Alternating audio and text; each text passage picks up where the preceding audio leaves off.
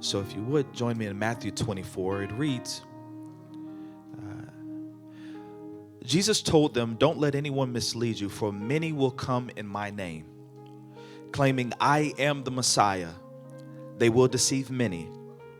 And you will hear of wars and threats of wars, but don't panic. Yes, these things must take place, but the end won't follow immediately. Nation will go to war against nation and kingdom against kingdom. There will be famines and earthquakes in many parts of the world. But all this is only the first of birth pains, with more to come." You may have your seat at this time. My subtopic is more to come. This is going to be part 2 in our, I closed my Bible already, I'm not finished. This is going to be part 2 in our series of Is This the End? I thank God for his word. As we approach this scripture, again, it is my hope that we continue to build upon the foundation of hope, that when we approach scriptures that typically make our hearts sink, we realize that what God speaks to us is always supposed to bring us comfort and a sense of peace.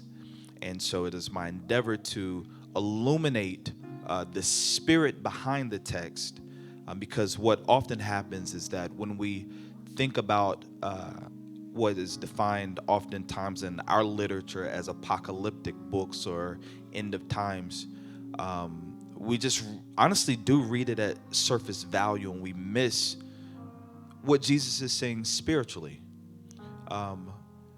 Many people, and we talked about this a little bit last week, is that many people kind of miss the word period is because we're always looking for things in the natural, and we forget that God starts in the spirit because he is spirit. So it's the exercise of Christians and believers to seek God. And this is for you personally as well. Pastor Tammy posted a good video last night. If you follow her on social media, go check it out with some tips for how you can study the word. But it is the exercise of believers in your personal time to seek God to understand what he's saying in the spirit, not just what you're reading. That is what study is supposed to uncover. It's supposed to dig out what is he saying in the spirit. And Sunday just helps us to kind of really supplement that, and really kind of add fertilizer to your plants of growth. So thank you. As I've been reading this, I'm reminded that our society is kind of like, oh, that's a sign. That's a sign. That's a sign. 10 bats flew, on a sunny day. That's a sign. Or we pick everything, right? And then what it ends up doing is it ends up making us suspicious.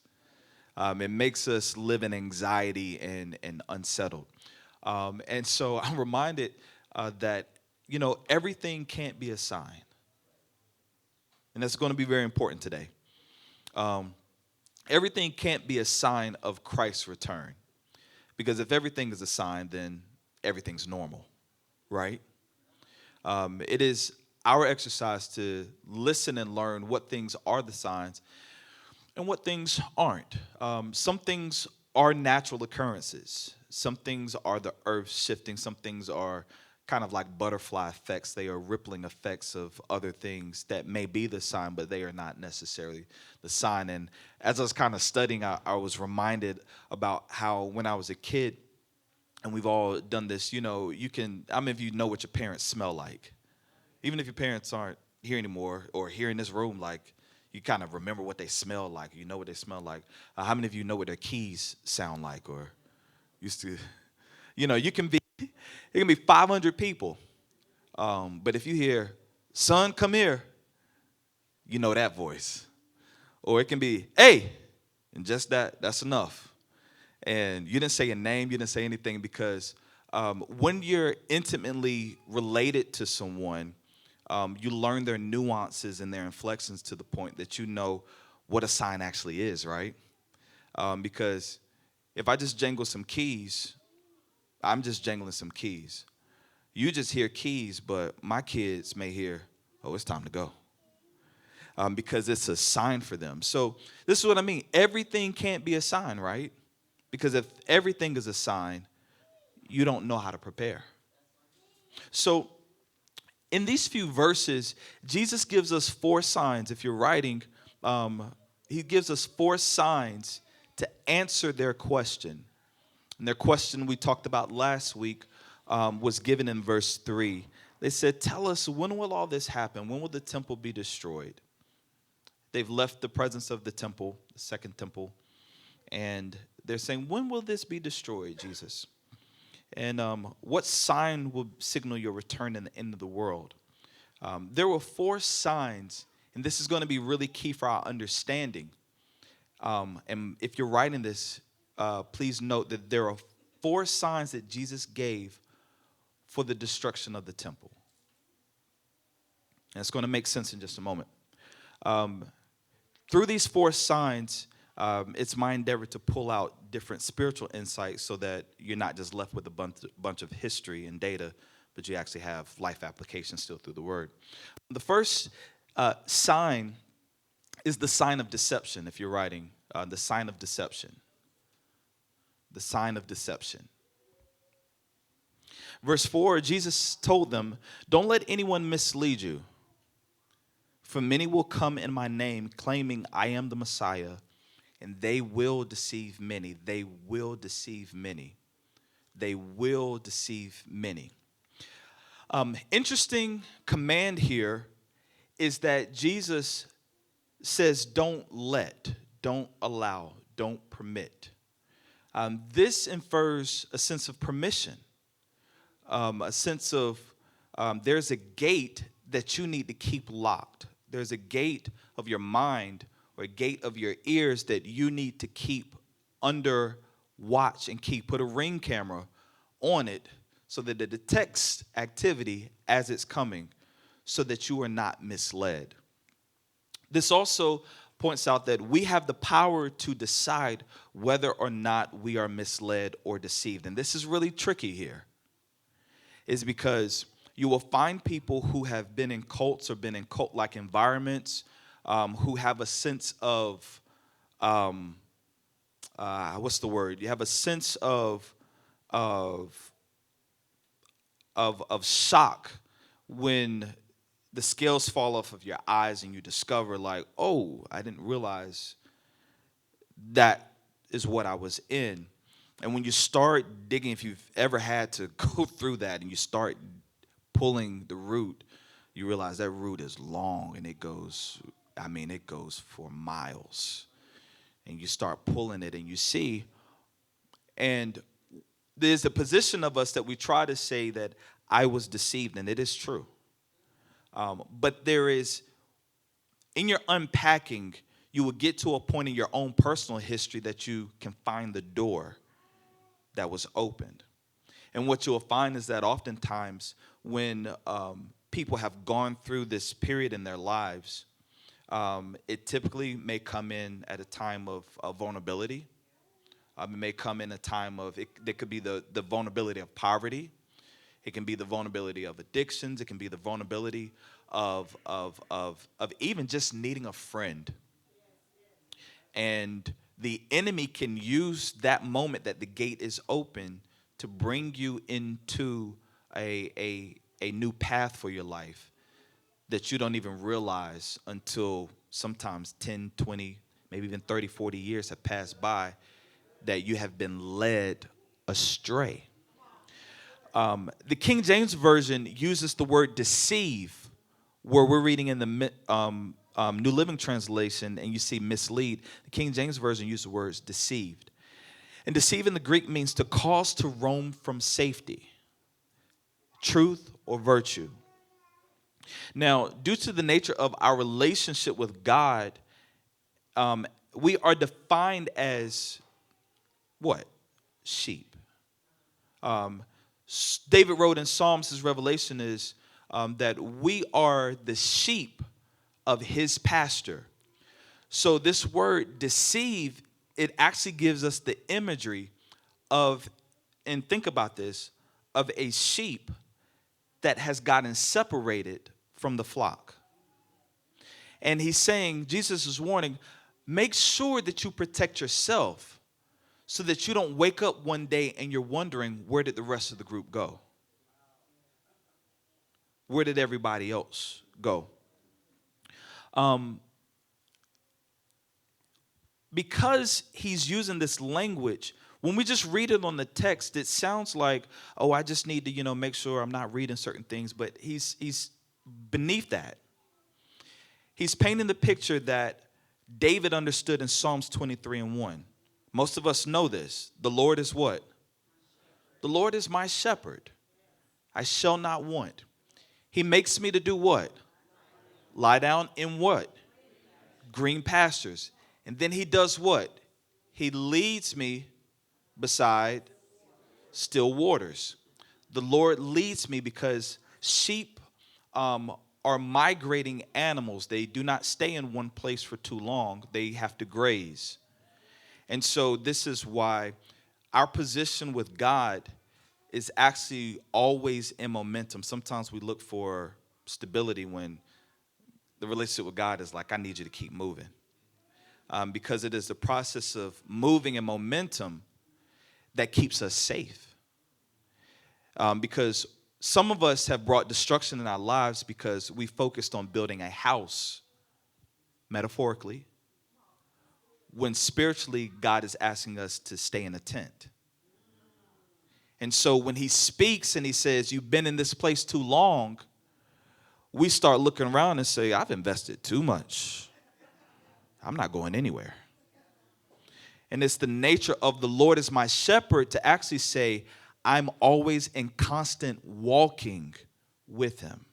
This is why this is why the language and the imagery is used in the Bible that we must walk by what?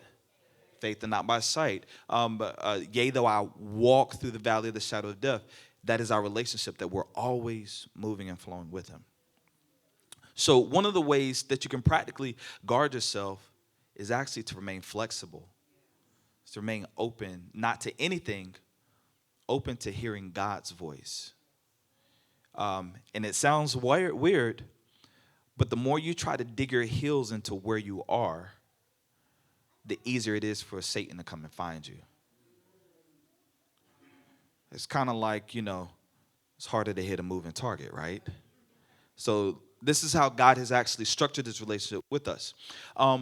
In my study, I wanted to share this thing with you. While sheep possess excellent vision and other senses, their strong instinct to follow the flock and reliance on leaders suggests that they depend more on social cues and external guidance for movement and direction rather than having strong innate navigational abilities as individuals. What this means is sheep tend to look for a dominant sheep in the flock to follow. And it becomes crowd thinking on purpose because sheep are not defensive animals like a dog would be, right? They don't have incisors that are, like for attacking. That's not their nature. Their nature is to just eat, get big, enjoy life. How many want to be a sheep? And I never. I want to stay, let some of this weight go. But this is the nature that God desires. This is why he chose sheep to define the relationship with God and his people. And so sheep tend to follow the most dominant sheep in the flock. Oftentimes that may be a ram that they will follow. They'll actually follow that more dominant sheep before they follow the shepherd. Woo.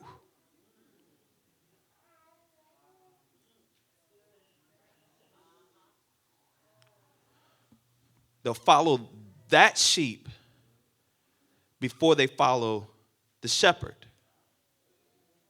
So let me help you. What is Jesus saying?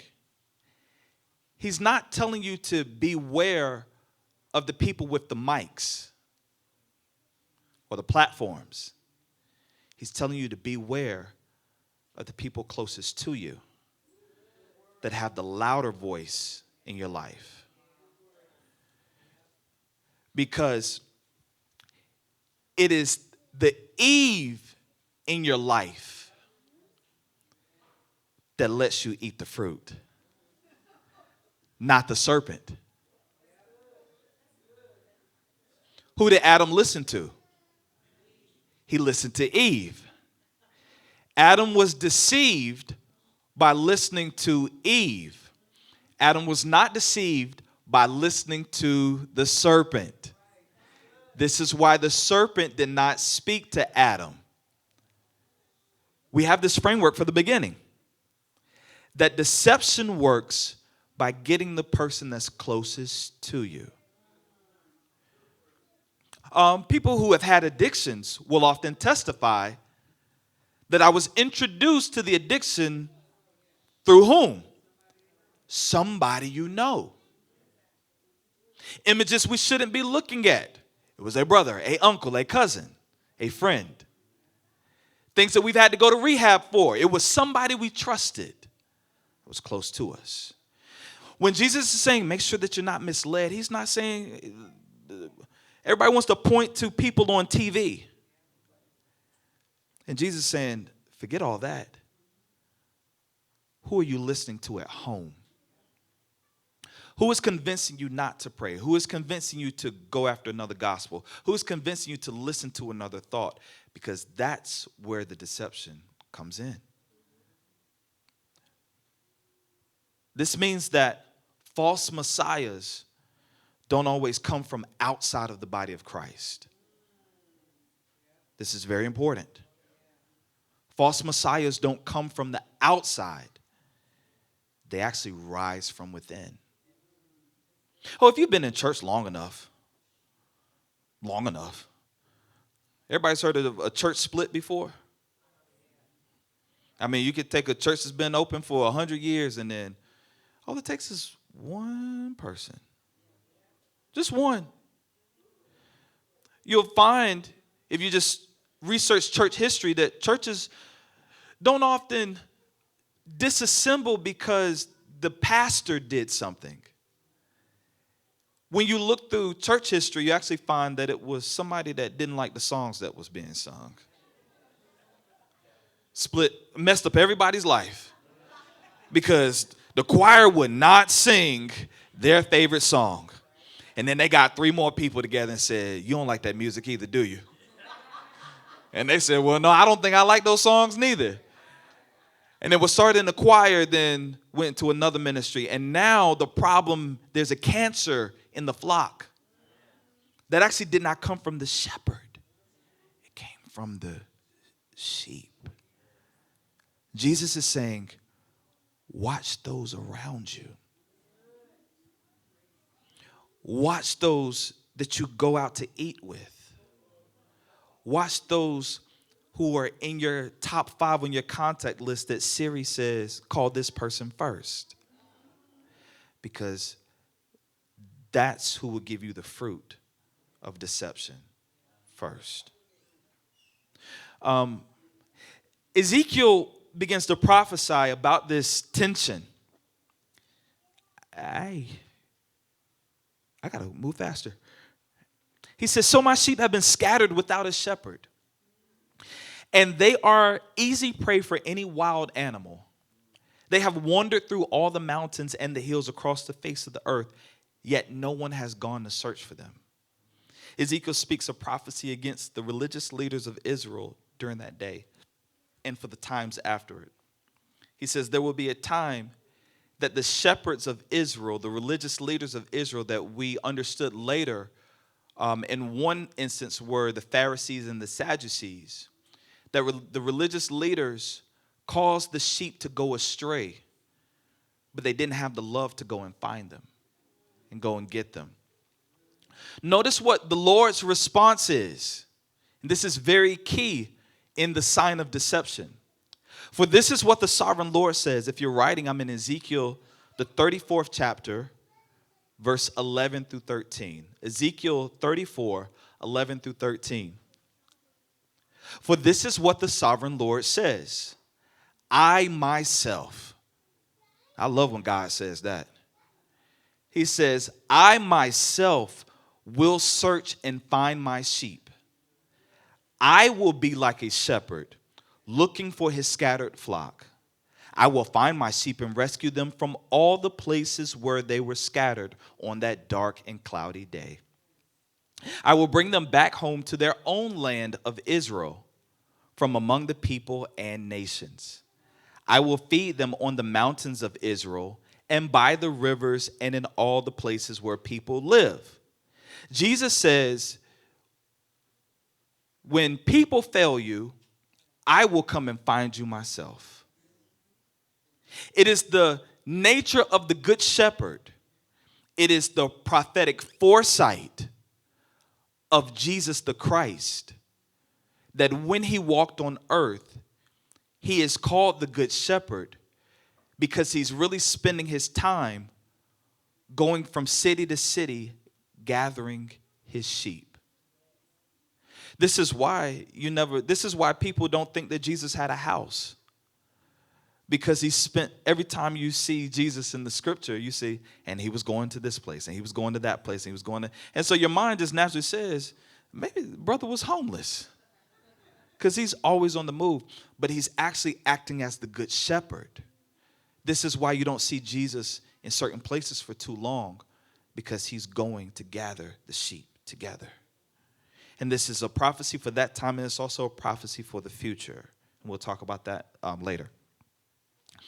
Last thing I want to share with you in verse 15, and I'm going to say something controversial, but I'm going to give it in scripture, and I'm going to hit it and then move. So if you're not listening, you're going to miss it because I don't want to stay there too long. Listen to what Ezekiel 34:15 says. I myself will tend my sheep and give them a place to lie down in peace, says the sovereign Lord. One of the things you must be watchful for as the world turns is for anybody who claims to create land for the Jews, because it is the responsibility of the Messiah, according to Ezekiel 34:15, to get the land for them himself. Be watchful, because it is the responsibility of the Messiah to get the land for the people of Israel himself. No man can do this. This belongs to the Lord. This is the problem, and I'm going to tip on this line, and I'm going to jump off. This is the problem with the wars in the other place, in the Middle East. The problem with the wars is there is no government that can fulfill the promise of God. There is no person that can fulfill the promise of God. Even the Antichrist cannot fulfill this promise, because this promise is one that the Lord made. And he said, I'm the sovereign Lord, which means I control it. And he promised, I will get the land for them. So do not panic when you hear of wars and rumors of wars, because only Jesus can get the land. The Antichrist cannot even do it. It's in Ezekiel 34:15. This is his promise. So what is he trying to say? He says, and I'm going to say this, God promised to provide the pasture or land for them. Did he not say in Psalms 23 that the Lord is my shepherd? I shall not want. He maketh me to lie down in green pastures. In Ezekiel 34, he promises to give them the pasture of Israel. Israel, the country that we know today, does not need to do this for themselves. And they cannot do this for themselves, because this is the promise of the Good Shepherd. Moving on to verse 5, for the sign of deception. Because many will come in my name claiming I am the Messiah, and they will deceive many. Name does not mean literal name all the time. Name here means character and authority or reputation. Jesus is not saying people are going to come and say, I'm Jesus. That's too easy. He's not saying that they're going to come and necessarily say that I am the Messiah. Some will, some have, some tried it, some will try it again. He says that many will come in my character and they'll try to take my authority. You must be careful when people want to be the Lord in your life. You must be careful when people position themselves as the only voice of truth and reason in your life. You must be careful when anybody tries to take the authority and character of God in flesh and position themselves in your life that way. If anyone makes you ask them first before you ask God, they have come in his name. This is why you do not need to meet with Pastor Tammy or Pastor Marcus first. You need to pray first. You need to go to the Good Shepherd first. If you are not a member of this church, you do not need to talk to your bishop or your pastor first. You need to talk to Jesus first. Because it is the deception of a false Messiah to position themselves in your life to say, talk to me first. Before you make this move, talk to me first. Before you take this job, talk to me first. Before you date this person, talk to me first. Make the mistake your grown self and talk to Jesus. And the shepherd is there that as a sheep, if you've fallen into thorns, to come and pick you out and say, oh, you slipped. Come on back to the flock. That is the character of a shepherd, is to go find you when you've made a mistake, even if it's one that you made with good intentions. But you're grown. Go to God, pray, fast, seek him, and apply for that job. Buy that house. Get that car. If you jack up your credit in the process, we'll try to find some way to get you out those thorns. But how will you learn if you don't go? How will you know if you don't go for yourself? He says they're going to come as Christ. The word Christ means anointed one. When people come into your life as though they are the only one anointed to move something and unstick you in your life, a false Messiah has entered into your life, and you got to run. No matter how beautiful they are, no matter how handsome they are, no matter how clear their words are, you have to run, because the flock is still moving and you need to stay with the group. He says this is the sign of deception. And unfortunately, because many will come in my name, many will be deceived. I can't talk about my deceptions, but I will just say they happen. You can think you are doing the will of God and be deceived. You can think you are doing things in God's name and be led astray. When you notice that someone is positioning themselves slyly as the anointed one, you got to move. You got to move. That's why I say to you all, I don't care if God graces us for us to have 10 years here. If I start to preach another gospel, if Pastor Tammy preaches another gospel, if there's another minister in this church in the future that preaches another gospel, if we bring somebody in that preaches another gospel, run. I don't care how long you've been here, run. Because you cannot be deceived, because it is a sign of deception. So what does this mean for the believer? For the believer, this can look like God is losing. The sign of deception is that you will see an increase of alternate religions or practices with widespread acceptance. And sometimes you will feel like you're the only Christian in your circle, and you will be. This is a sign that Jesus prophesied. And it can look like it's lonely. It can look like you're the only one trying to do right. It is a sign of Christ's return.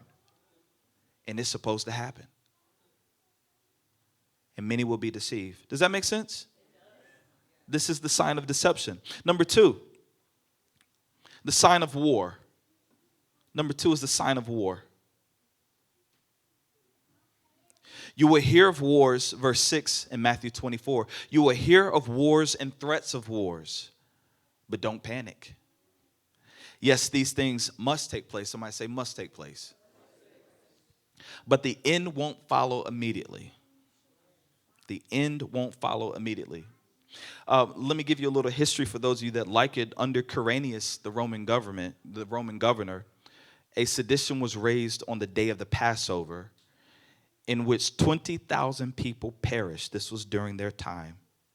20,000 people perished through an internal war and conflict between the Jews and the Roman government, and 20,000 people perished. After that, in another fight, 10,000 were destroyed by cutthroats. In Ascalon, 2,000 more.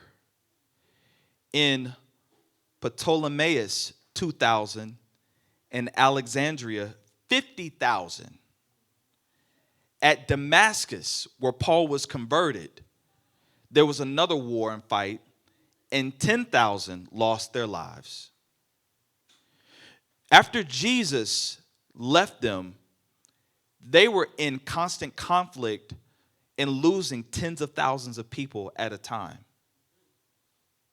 And Jesus says, this is a sign that the temple is going to be destroyed when you notice an increase of wars and rumors of wars, threats of wars. But what makes this special? Because haven't people been fighting a long time? I mean, people have been fighting for a long time.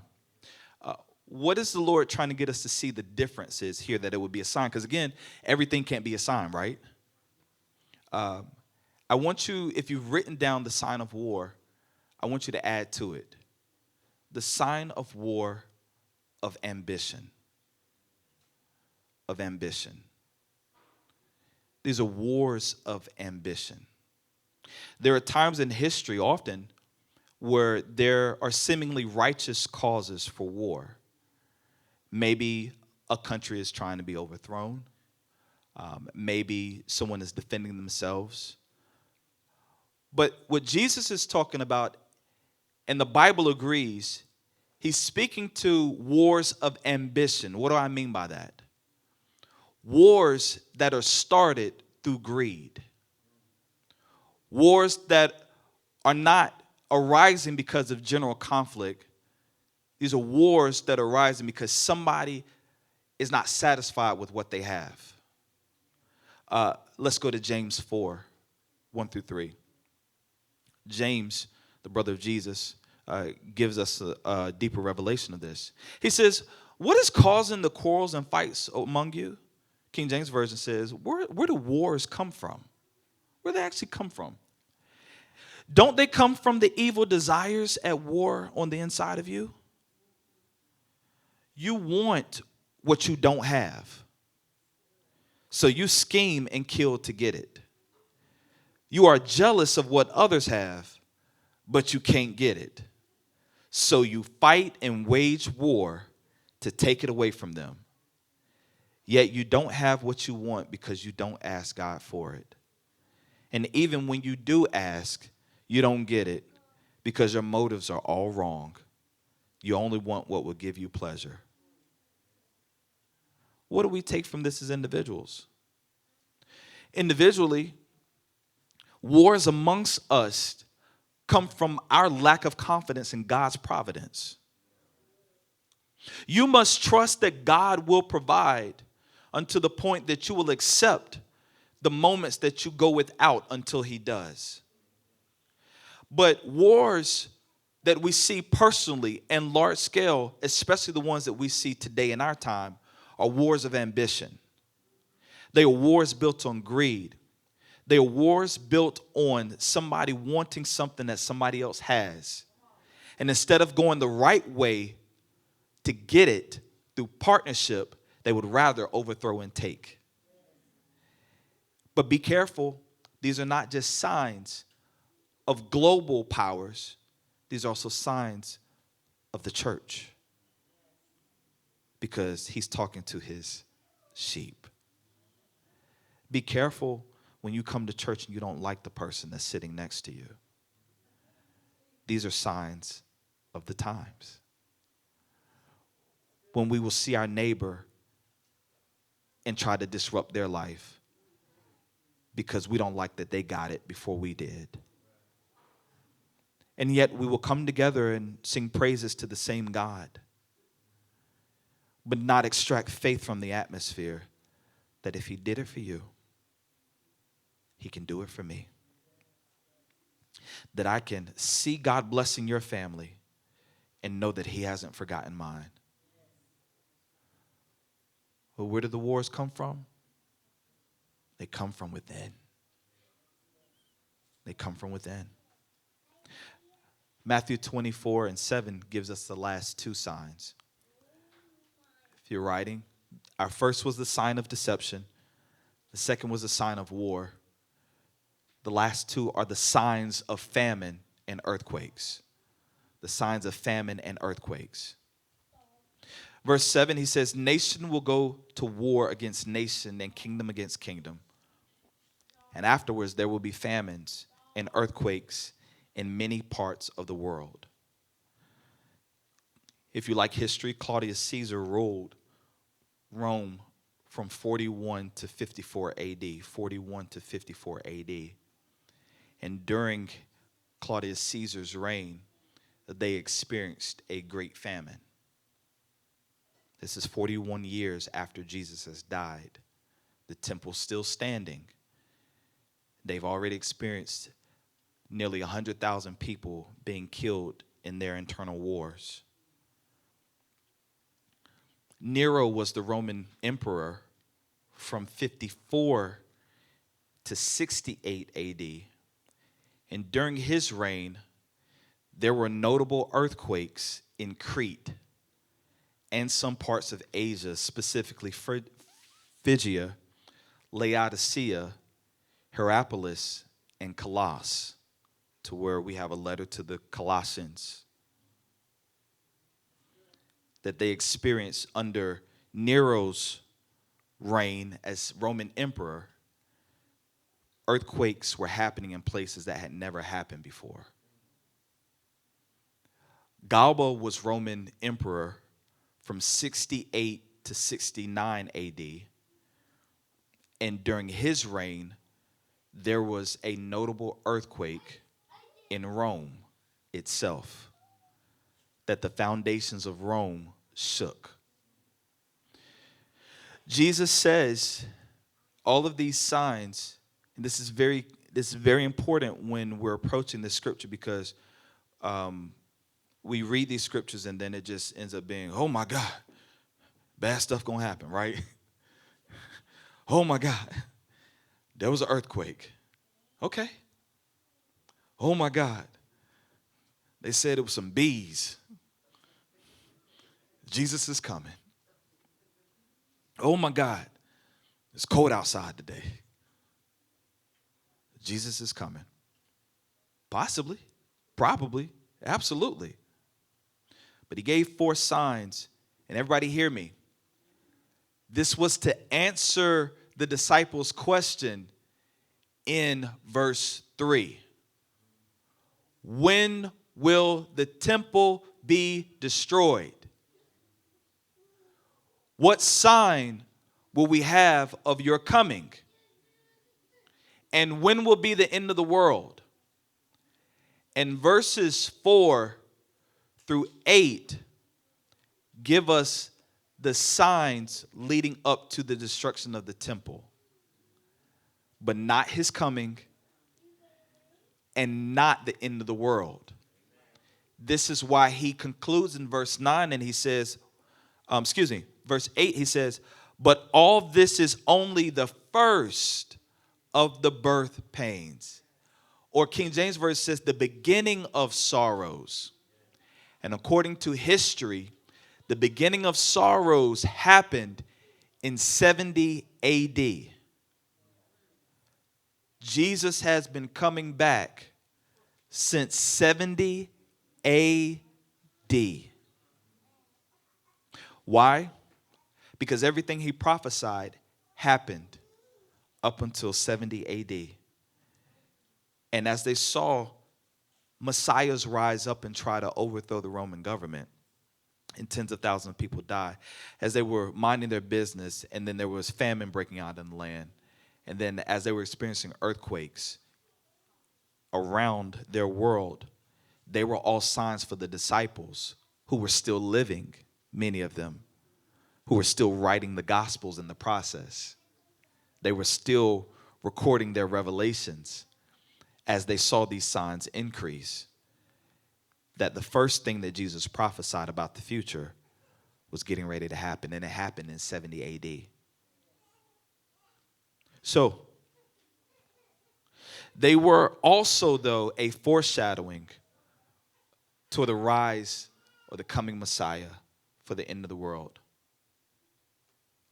These four signs are given to us to let us know what things happened. And I'll give you a hint as we close this. Verse 8 says, with more to come. With more to come. More means what? Increased. Increase of frequency. So, but it's proper that we put what happened in history already in its proper context with what Jesus prophesied. And verses 4 through 7 were for leading up to the destruction of the temple. But that was the beginning of sorrows, with more to come. So we've already checked that off of the list. So these four signs also serve us until he comes back, but we should see them in greater frequency. We should see more earthquakes. Do we see them? That's not a trick question. Do we see them? Do we see more famine? Do we see more deception? Do we see more rumors of wars? And to this, he still says, the end won't come immediately. So what do we do?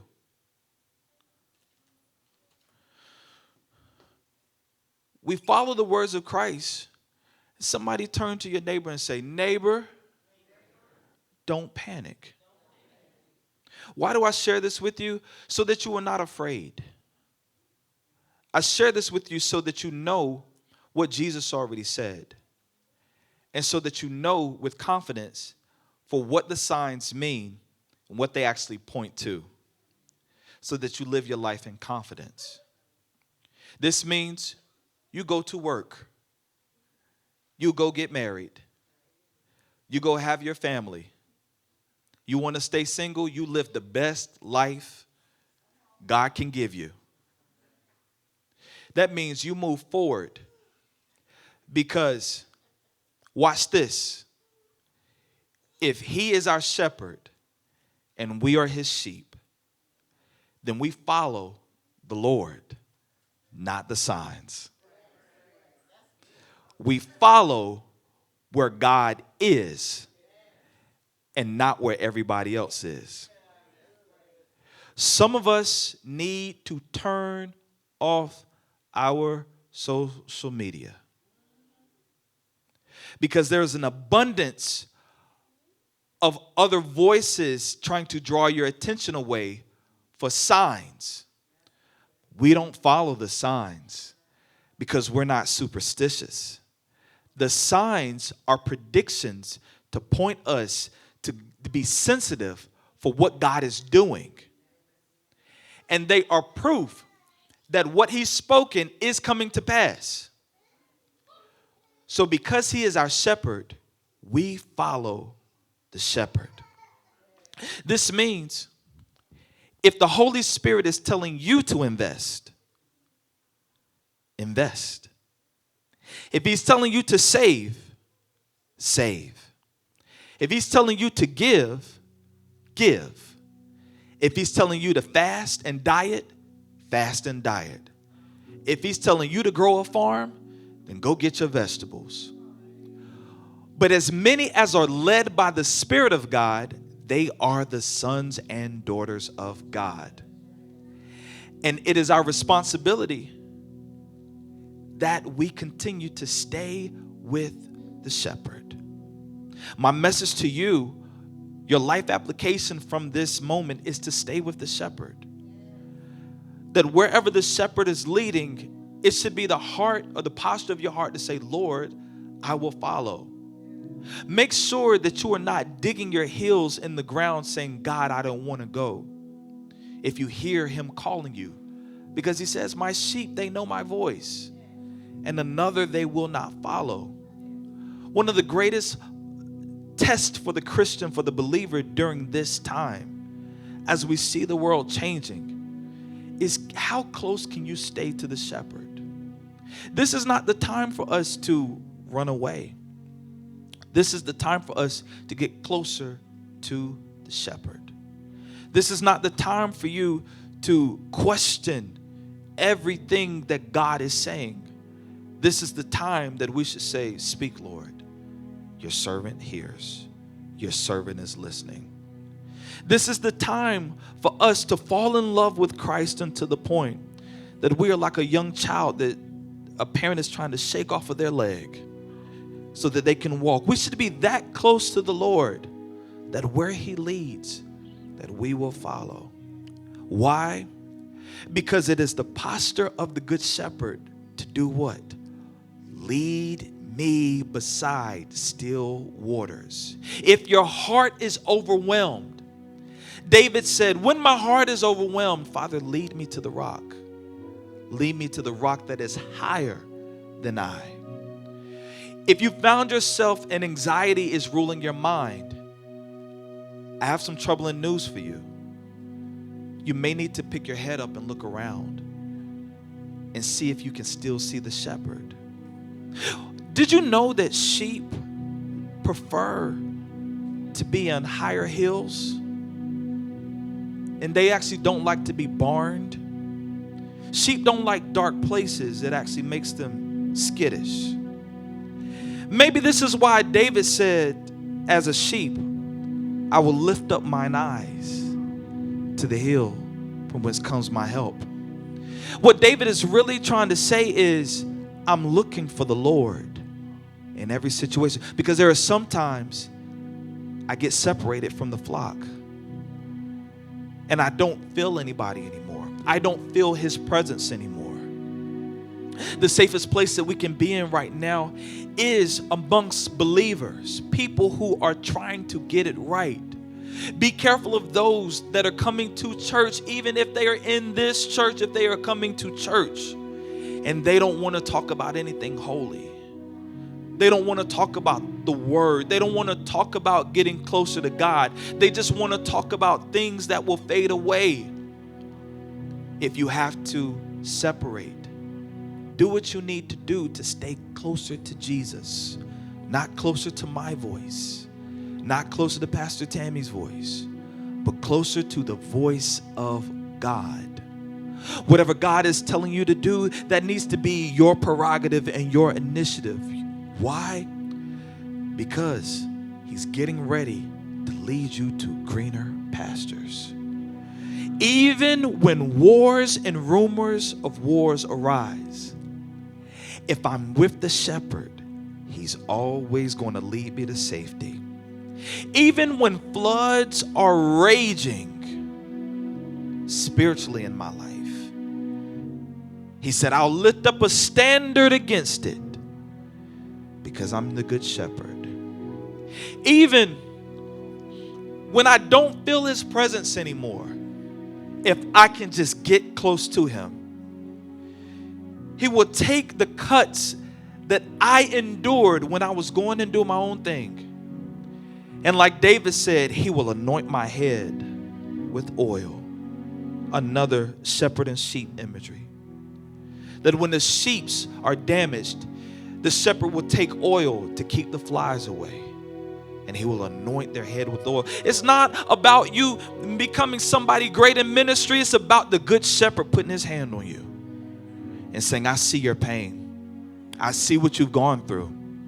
I see how you got afar off and you got off the path. But did you not hear me call your name? Did you not hear me come and find you and rescue you? Jesus says this, as the good shepherd prophesied in Ezekiel 34, that the good shepherd will leave the 99 for the one. Even if you have said, I don't want to fool with all of that. Well, I got some messed up news for you. You can't even get away from them. Have you ever tried to sin? I mean, tried to sin.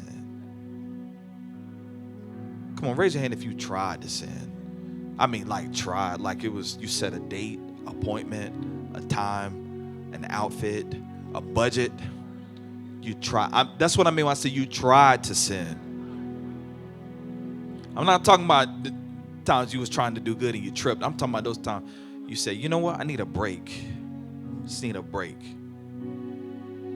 Even then, the Lord came and found you. Somebody said, what are you doing in here? I'll never forget the first time I went to a party. Never forget. It was like something off a TV show. The music literally stopped. Like it literally, y'all know how it does on TV shows? And be like the music literally stopped. And everybody said, what are you doing here? Did y'all see that Marcus is here? I said, I did. And what did I do? I just dove in more. Because I had to prove that I was not supposed to be there, but wanted to be there. You can't get away from the Good Shepherd. Because even if you have gone to do your own thing, he's going to come and find you. You're not even thinking about him, but he's going to come looking for you because you belong to him. Why are you here this morning? Because his voice came and found you. His voice came and found you. Why are you watching right now? Because his voice came and found you. It wasn't coincidence. It is the spirit of the good shepherd to come and find you and take you to greener pastures. He's trying to take you somewhere with peace. He's trying to take you somewhere where there are still waters. He's trying to take you somewhere and wipe the tears away from your eyes. Do not panic. The good shepherd is near. There's more to come, but don't panic.